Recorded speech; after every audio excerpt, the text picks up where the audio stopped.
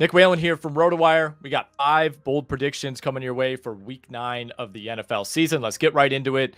We start with Cooper Kupp. Cooper Kupp goes off. The Rams win in Seattle, and they take over first place in the NFC West by the end of week 9. Keep in mind the reversal that we've seen from the Rams just over the last, week and a half. They were left for dead a couple of weeks ago. They looked terrible, barely beat the Raiders. They're openly talking about trading Cooper Kupp.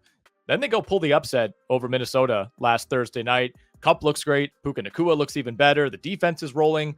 And suddenly, just like that, the Rams are back in the mix in the NFC. I like the Rams to go into Seattle this week, take on this mistake-prone Seattle team, a team that just commits at least 1 or 2 preposterous mistakes every single week. They've really struggled against the pass this season.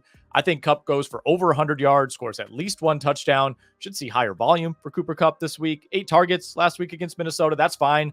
I think that might be the baseline for him going forward as long as he's healthy. Rams win this game. They move to 4-4. Niners, of course, are off this week. Rams already have a win over San Francisco, so they get that tiebreaker for now. And, of course, this requires the Arizona Cardinals to lose at home to the Bears. We'll say that happens as well. Should be a bounce-back spot for Chicago going up against that 30th ranked defense for the Cardinals. Cooper Kupp, top 5 wide receiver this week. Rams win outright. And just like that, they are leading the NFC West at the halfway point. Everybody's favorite fantasy player, Taysom Hill, puts up at least let's go 17 fantasy points on Carolina. We're going to pick a weird number here. At least 17 fantasy points this week for Taysom Hill. He got banged up early in the season. Hasn't been on the field for most of the 6-game losing streak for the Saints.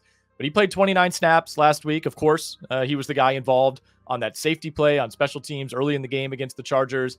Finished with 4 targets, 4 carries in a game that admittedly got away from the Saints against a very tough Chargers defense. Saints also lost their backup running back this week. Kendre Miller, he went down with a hamstring injury. That could lead to more opportunity for Hill.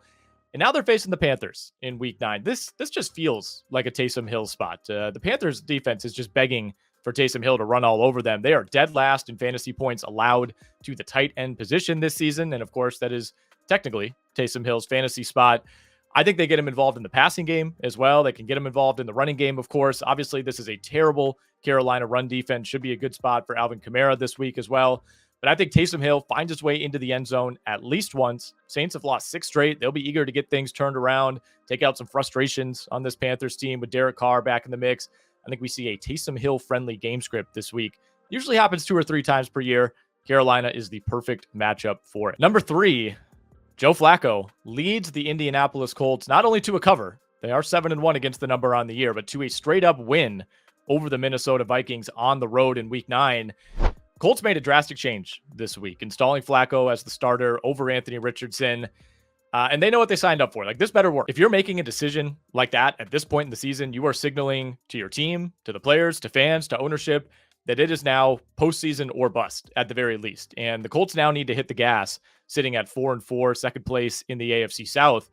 We all know this. The offense has looked significantly better under Joe Flacco than it has with Anthony Richardson. Although I will say, this past week, the raw numbers were ugly for Richardson. Had a lot of drops, a lot of 50-50 balls that the Colts couldn't come down with. But either way, Joe Flacco dramatically raises the floor and the ceiling for this passing game. And I think Minnesota has to respect it. The Colts are not going to be as mistake-prone with Joe Flacco. There's going to be, more downfield efficiency. And the Colts, to their credit, whether they're starting Flacco or they're starting Richardson, they've been able to keep every single game close this season. They're 7-1 against the number. All 8 games have been decided by 1 score. And Minnesota's defense, still one of the best units in the NFL, but it has shown some slippage over these last few weeks. They gave up 386 yards to the Rams, 391 to the Lions, 465 to the Green Bay Packers after taking a big lead. Again, it's a great defense. It's a defense that can confuse quarterbacks. I don't know if that happens to Joe Flacco, and this defense is exploitable through the air. Colts do have a solid group of pass catchers. Jonathan Taylor's back in the mix. We'll see how this decision plays out over the course of the season. Again, the Colts know what they're signing up for. They knew there would be backlash, but I think Shane Steichen is exonerated at least for a week. The Colts go into Minneapolis. They win straight up in Flacco's first game as the official starting quarterback of the Indianapolis Colts. All right, next on the list, this almost feels a little too bold, and this is going to sound crazy because I think we thought this would happen every other week this year, but I'm going to go out on a limb and say Patrick Mahomes of the Kansas City Chiefs finishes as a top 5 quarterback this week for the first time all season. To be fair, Mahomes has not even been close to finishing as a top 5 quarterback. He's been one of the single biggest busts at any position in fantasy football, especially if we're talking about guys who've not been injured so far He's had an objectively terrible fantasy year. He's the QB 19 on the season in terms of per game production. He's really not even a confident start at this point. He's only had 2 games this season in which he's given you more than 15 fantasy points. That's a disaster.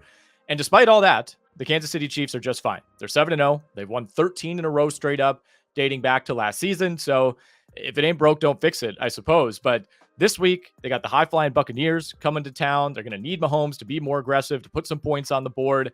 I don't know exactly how they're doing it, but this Bucs offense continues to move the ball. They continue to pile up yardage on a weekly basis. Even without Mike Evans and Chris Godwin last week, they played a close game against the Atlanta Falcons.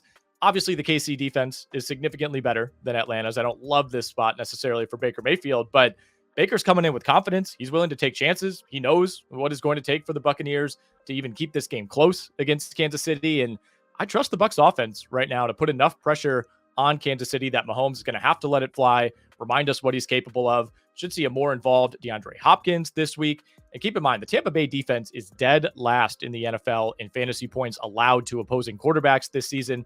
They're giving up over 27 fantasy points per game to the QB position. 3rd most yards allowed, 2nd most passing touchdowns allowed. They've even given up 4 rushing touchdowns to quarterbacks. We know Mahomes could get mobile. If there was ever a week for Patrick Mahomes to get back on track fantasy-wise, this is it. All right, our 5th and final bold prediction for week 9. Bijan Robinson and CeeDee Lamb combined for 60 fantasy points for a 2nd consecutive week. But this time around, of course, their teams are facing each other. Cowboys-Falcons, massive game in the NFC this week. Feels like an absolute must-win for Dallas to hang around, even in the wild card picture in the NFC. Kind of a kitchen sink game for Dallas. Total in this one's up to 52, by far the highest total of the week. The expectation is we get offense here. We should get some big plays through the air. And that's where CeeDee Lamb comes into this. This Dallas offense cannot run the ball. They simply cannot.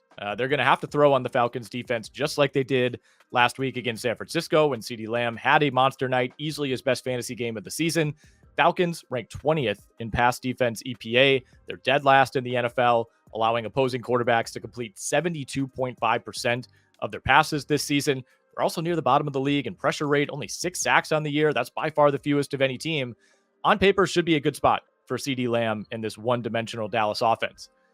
On the Bijan Robinson side, not only can Dallas not run the ball, but Dallas is horrendous stopping opposing running backs. They're giving up the 2nd most fantasy points per game to the running back position after only the Carolina Panthers, of course. Dallas is dead last in yards per target allowed to running backs as well, 8.5 yards per target out of the backfield. Robinson has been a steady producer all season long. He's not having quite the monster year maybe that we thought he might, but he's rolled up 3 straight weeks now of north of 20 fantasy points. This might be the best pure matchup he'll see this entire season. I think Atlanta rides the running game. Dallas has no choice but to ride its passing game. We get fireworks, we get points. Bijan Robinson, CeeDee Lamb combined for 60 plus fantasy points for the 2nd straight week.